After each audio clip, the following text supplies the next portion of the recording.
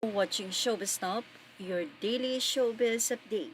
Umani na naman nga ngayon ang samot-saring reaksyon sa mga netizen matapos nga na mag-viral muli ang photo ni Daniel Padilla kasama ang ilang mga girls na ayon daw kay Carla ay hindi daw mahilig lumabas si Daniel. Mula nga sa naging caption ng Facebook page ni Aljun XYLO promoter is at the Palace Manila. So, good times and crazy friends make the best memories.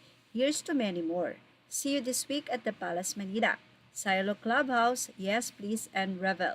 Photo na ito ay noong nakaraang bagong taon or January 1 dahil makikita nga ang post ni Miss Carla Estrada na kasama si Daniel at makikita ang band-aid sa mukha nito at yung color ng kanyang suot na white t-shirt ay the same doon sa photo na in-update ni Carla Estrada sa kanyang Instagram, which is ibig sabihin ito ay same time or same night.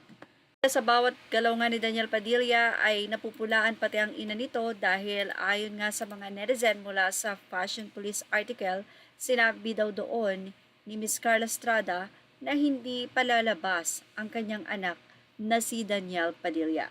Anyway, narito po ang nasabing reaksyon ng mga netizen. Anyway, ito po ay posted sa Fashion Police kung saan nakalagay doon na October photo posted in January by club doon sa area kung saan nagpunta si Daniel.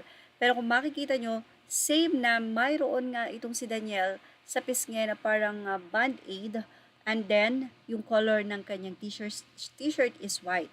So, ibig sabihin, same night iyan. Ito ba ay ginagawa lamang para muling sirain si Daniel? Na October pa lang, may ganitong mga ginagawa na si Daniel while sila pa rin ni Catherine Bernardo. Parang nagbabar hopping siya, nagpupunta sa iba't ibang club, something like that.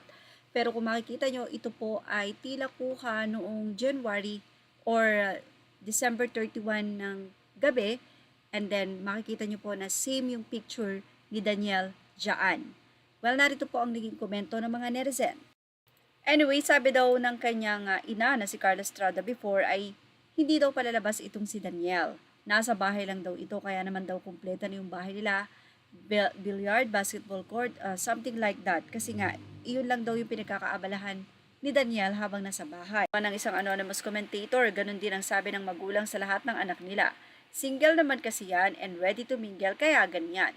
Sa etong mga businesses gamit na gamit ang Katniel. Obviously, hindi naman men's bar yan. Mukha namang nagpa-picture lang yung mga babae. Hindi ko gustong ginawa ni Daniel pero ang OA na nga ng iba. Yes, taken last October. They broke up months before this, so break na sila. Hindi ito ang issue kay Kat, yung issue yung girls during the 11 to 12 years relationship. No, they break up on November. Kat in US to promote AVGG when this photo taken. Kung tama ang napansin natin sa nasabing photo, ito ay picture o taken last December 31 dahil same nga na mayroong band-aid itong si Daniel sa kanyang face. Kung saan, kung October to, nagkataon ba na January meron ulit ito? So napakatagal namang nakakabit yan sa kanyang face. Well, ano sa palagay nyo? At yan ang ating Showbiz Snap update. Images are all credit to the rightful owners and thank you for watching Showbiz Now.